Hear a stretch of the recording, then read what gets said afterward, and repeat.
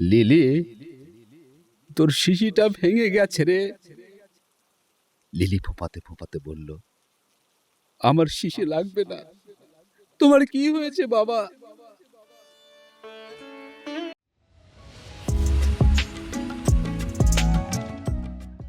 গল্পটকের আজকের পরিবেশনা বরেণ্য লেখক হুমায়ুন আহমেদের ছোট গল্প সৌরভ।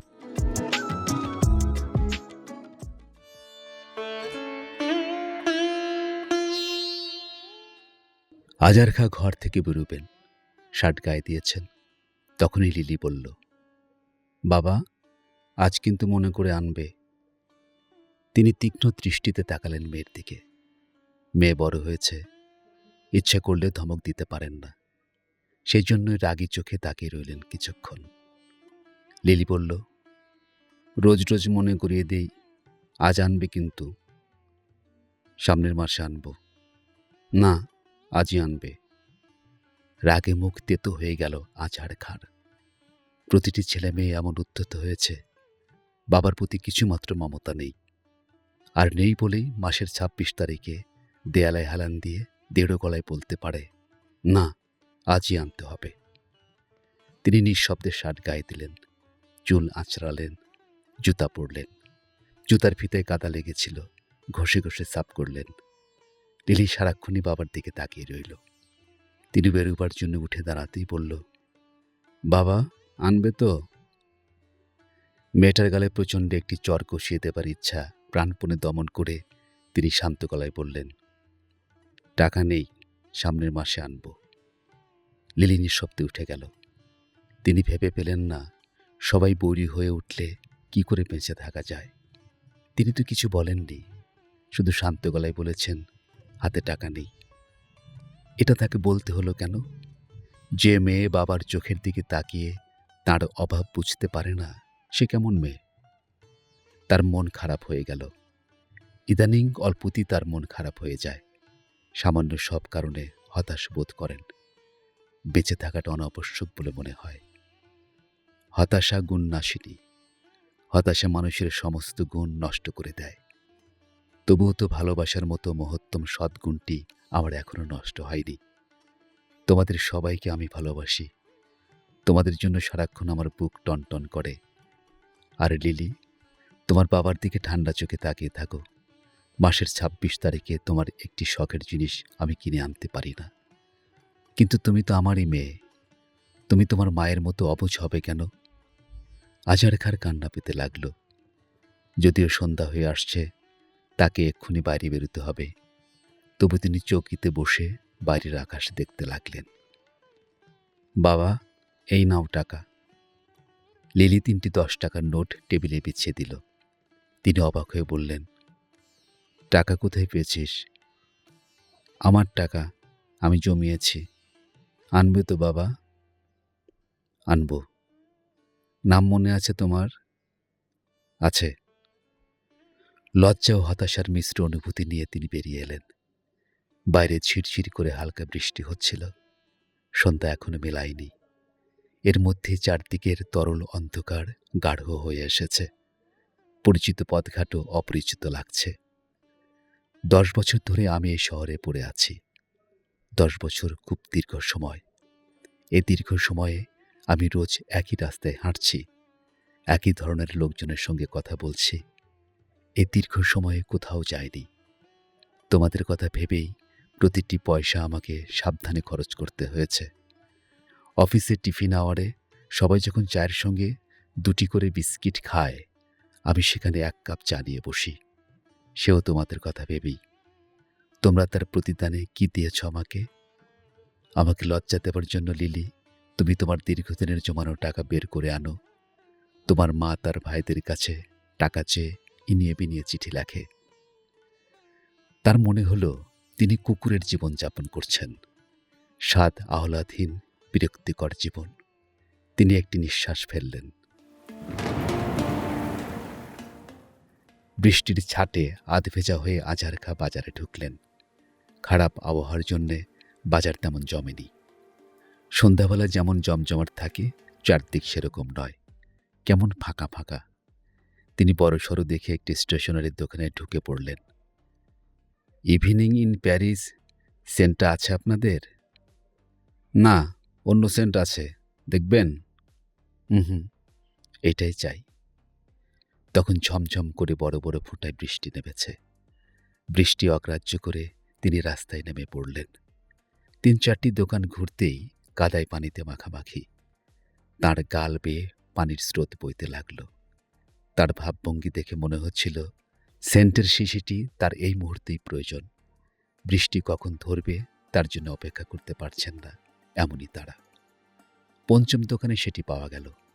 দোকানের শিশিটি কাগজে মুড়ে বলল, ইস, একেবারে ভিজে গেছেন, রিক্সা করে চলে যান। কত দাম? 24 টাকা 50 পয়সা। দরদাম করবার ধৈর্য নেই আর।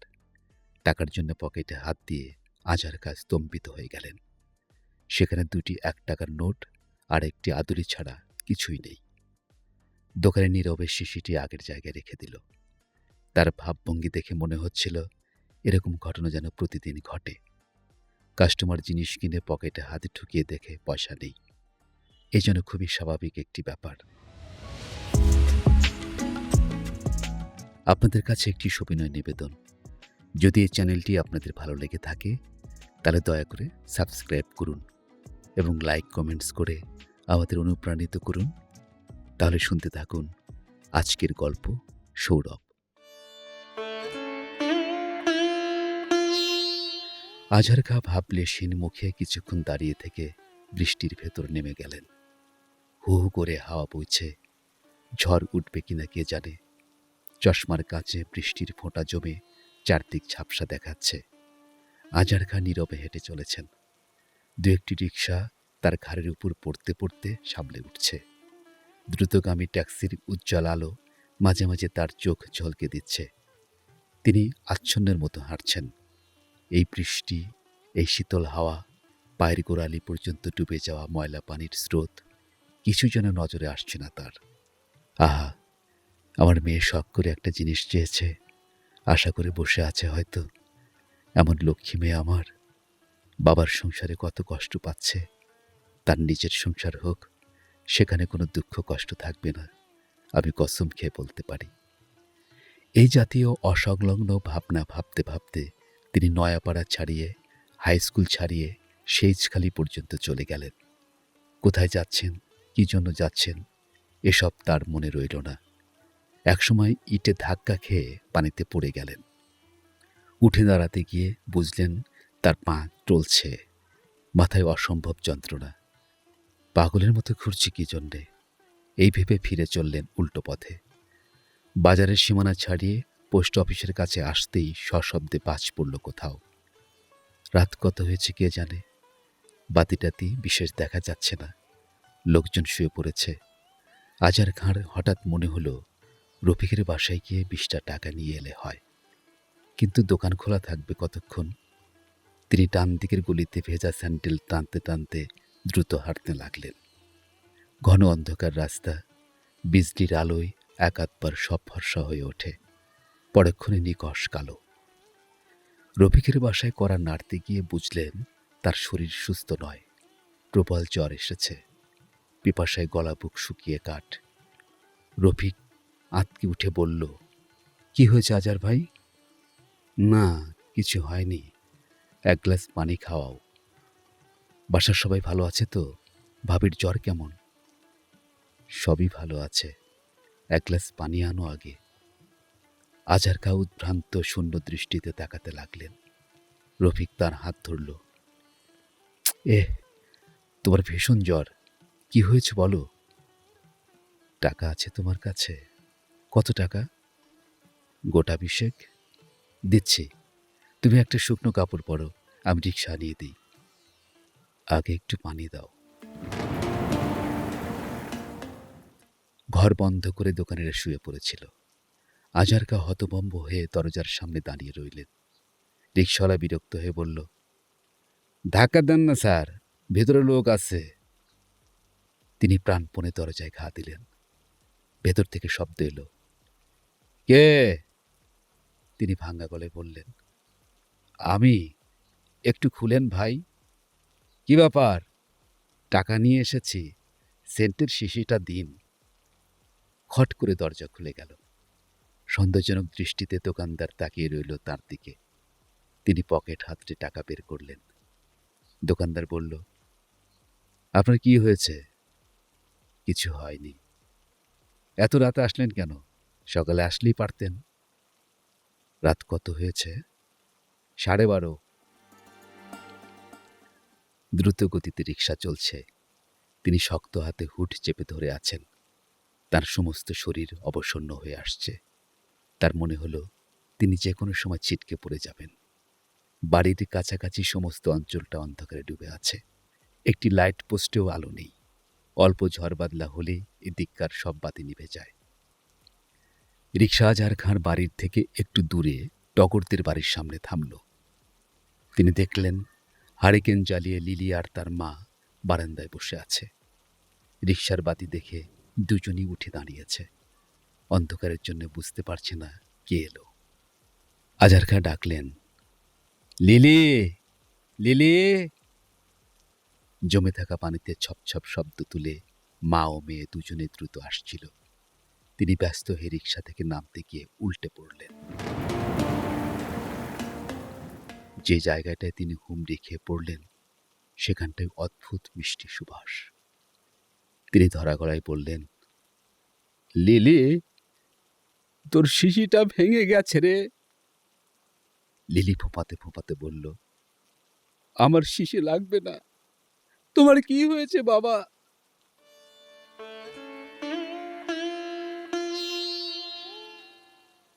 গভীর জ্বরে আচ্ছন্ন হয়ে পড়ে আছেন আজহার খাঁ। রঞ্জুয়া কাতরে ঘুমোচ্ছে। লিলি আর লিলির মা ভয় কাতর চোখে জেগে বসে আছেন। বাইরে বৃষ্টি স্নাত গভীর রাত। ঘরের ভেতরে হারিকেনের রহস্যময় আলো। জানালা গলে ভিজে হিমেল হাওয়া আসছে। সেই হাওয়া সেন্টের ভাঙ্গা শিশি থেকে কিছু অপরূপ সৌরভ উড়িয়ে আনলো।